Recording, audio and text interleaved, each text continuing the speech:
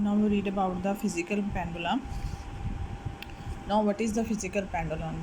It is a rigid body.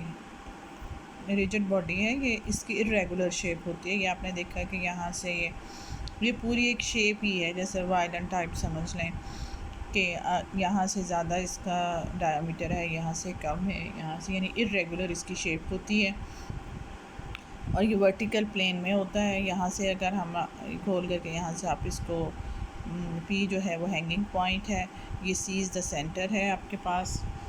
Rigid body of irregular shape, यानी हम आपके पास इरेगुलर शेप है which oscillate in vertical plane, और ये वर्टिकल प्लेन में ऑसिलेट करती है about some horizontal axis passing through it is called the physical pendulum. हम इस ऐसे पेंडुलम को हम फिजिकल पेंडुलम का नाम देते हैं। एक्सप्लेनेशन इसकी हम कैसे करेंगे, इसका टाइम पीरियड फाइंड आउट करना है, हमने फ्रीक्वेंसी फाइंड आउट करनी है। अब consider a rigid body of irregular shape with oscillates in vertical plane about frictionless horizontal axis passes through the point P।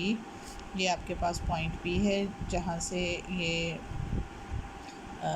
पास कर रहा है, और फ्रिक्शनलेस आप ये है, इसमें कोई फ्रिक्शन नहीं है कोई। और इक्विलिब्रियम पोजीशन में जब होगा तो ये आपके पास इसकी हैंगिंग पोजीशन है। ये सेंटर इसका C है। इन equilibrium position the centre of mass C of physical pendulum lies vertically below the point P। Point P के नीचे इसका C आपके पास सेंट्रल पॉइंट है। L जो है is the distance between the centre of man and axis of rotation. L जो है यहाँ से C सेंटर ऑफ मैस के दरमियान और ये आपके पास P के दरमियान जो डिस्टेंस है that is L। Equilibrium position में आपके पास जो टेंशन T है ऊपर की तरफ है, अपवर्ड डायरेक्शन में है, और जो वेट है वो नीचे की तरफ है, that is mg। In equilibrium position the tension T balance the weight mg of the physical pendulum. क्योंकि ये मूव नहीं कर रहा तो इसका मतलब है कि जितनी नीचे की तरफ मूवमेंट हो रही फोर्स लग रही है उतनी ऊपर की तरफ लग रही है, यानी T is equal to mg। अब फिजिकल पेंडुलम को आपने डिस्प्लेस किया, यानी ये इसकी मेन पोजीशन थी, इक्विलिब्रियम पोजीशन थी, इसको डिस्प्लेस किया। डिस्प्लेस करने से ये इसकी ओरिजिनल पोजीशन है, डिस्प्लेस यहाँ चला गया, तो it makes an angle theta with the equilibrium position. When physical pendulum is displaced through the some angle through theta from its equivalent position, in this position weight mg can be resolved into two rectangular components। अब आपको पता है कि ये क्योंकि displace हो गया है एंगल थीटा बना रहा है। अब जो आपका वेट है वो दो उसके पार्ट्स कंपोनेंट्स बन के एक mg cos थीटा है और एक mg sin थीटा है। अब हमने ये देखना है कि कौन सा जो इसका कंपोनेंट है वो टेंशन को बैलेंस कर रहा है और कौन सा कंपोनेंट उसको दोबारा उसको मूव ऑसिलेट करवा रहा है। अब इसमें आप देख लें, there is no motion of pendulum along the radial direction than tension T balance the mg cos theta. अब इसमें देखें mg cos थीटा कहाँ पे है, mg sin थीटा आपके पास कौन सा है, ये आपके पास थीटा है, एंगल थीटा बन रहा है आपके पास। ये आपकी बेस जो है वो ये आपके पास यूँ मूवमेंट हो रही है, इस साइड पे मूवमेंट हो रही है आपके पास, ये परपेंडिकुलर ड्रॉ हुआ है, ये mg साइन मूवमेंट इस डायरेक्शन में हो रही है, नीचे की तरफ बॉडी नहीं जा रही, तो ये वाला जो कंपोनेंट है ये आपके पास mg cos थीटा जो है वो टेंशन को बैलेंस कर रहा है, और जो mg साइन थीटा है वो बॉडी को मूव करवा रहा है। तो t is equal to mg cos theta है, ये रेडियल कंपोनेंट है, और mg साइन थीटा जो है mg साइन थीटा की वजह से ये पेंडुलम जो है वो towards the main position move कर रहा है and provides a restoring force. यानी आपने बॉडी को यहाँ तक लेके गए हैं, अब रीस्टोरिंग फोर्स की वजह से ये दोबारा मेन पोजीशन की तरफ मूव करेगा। अब उसी तरह आपके पास प्रोड्यूस अ रीस्टोरिंग फोर्स, आपको टॉर्क पर पता है, force into movement of arm होता है, इसमें force F R restoring force है, मूवमेंट ऑफ आर्म जो है एल जो है वो लेंथ है। फोर्स जो है इसमें माइनस mg साइन थीटा है, यानी वेट का वो कंपोनेंट जो कि मूव करवा रहा है इसको।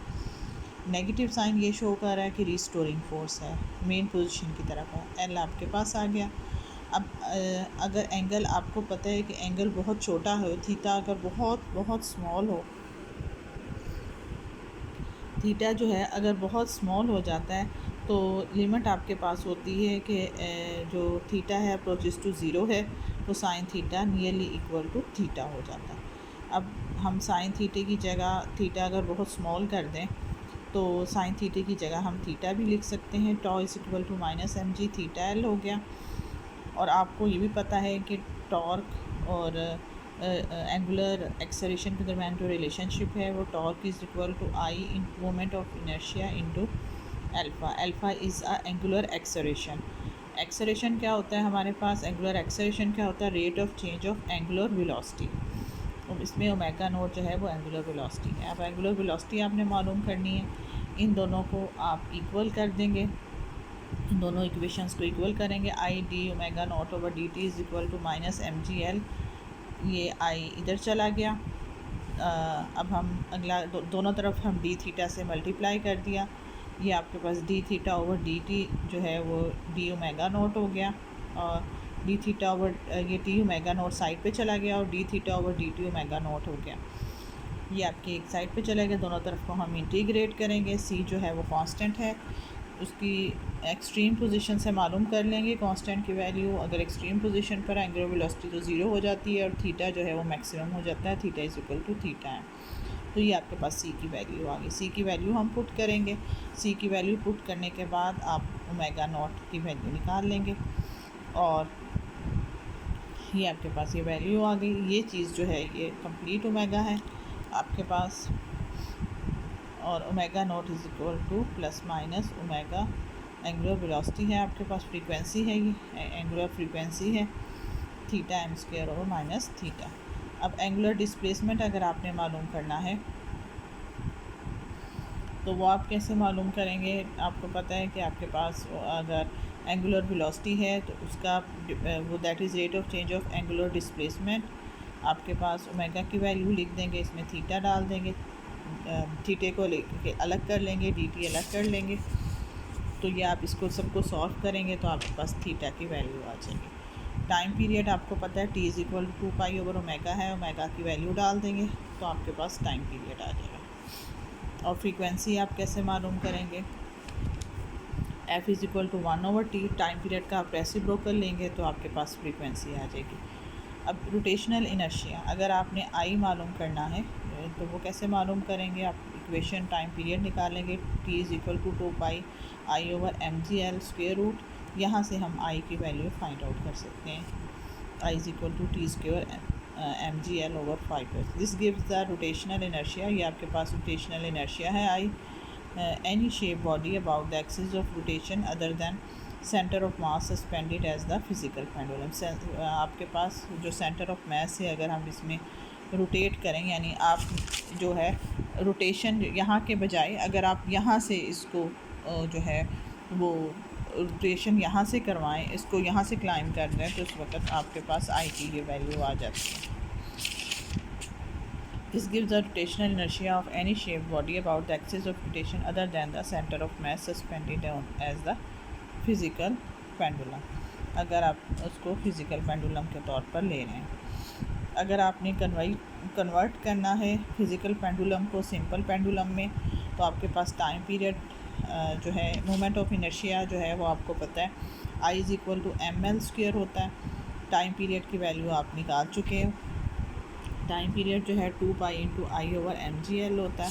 इसमें आई की वैल्यू आप डाल देंगे एम एल स्क्वायर तो टाइम पीरियड निकल जाएगा।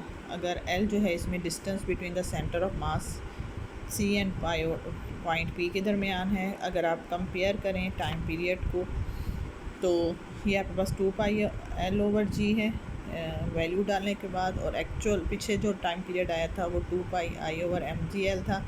इसमें इसका मतलब है कि एल की वैल्यू जो है वो आई ओवर एम एल है। इन दोनों को अगर हम कंपेयर करते हैं तो एल लेंथ अगर आप इतनी रख लेंगे for the time period physical pendulum तो आपके पास जो टाइम पीरियड है वो फिज़िकल पेंडुलम का आ जाएगा। It is converted into the simple pendulum और आप इसे सिंपल पेंडुलम में भी कन्वर्ट कर सकते हैं।